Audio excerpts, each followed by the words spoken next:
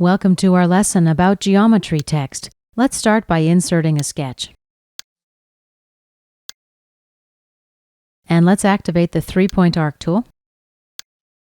We'll make it construction geometry. And let's place it something like this. Right-click and done. Now let's activate geometry text. We'll select the arc.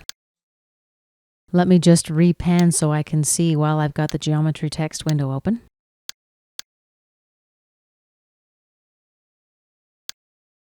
Okay, let's type in the text that we're going to align along this arc.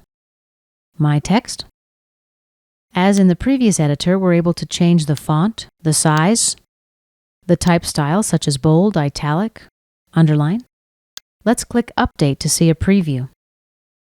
If we need extra editing capacity, we can launch the text editor we just saw in the previous lesson. Let's cancel out of this window. We can change the position of the text above or below the geometry. We're able to justify it left, right, and center it.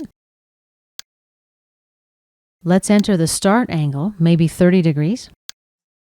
Update. Let's stretch it to 150%. Update. And let's change the start angle, let's say 20 degrees. Update.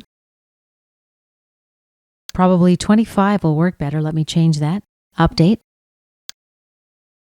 We've also got the option to change the text direction.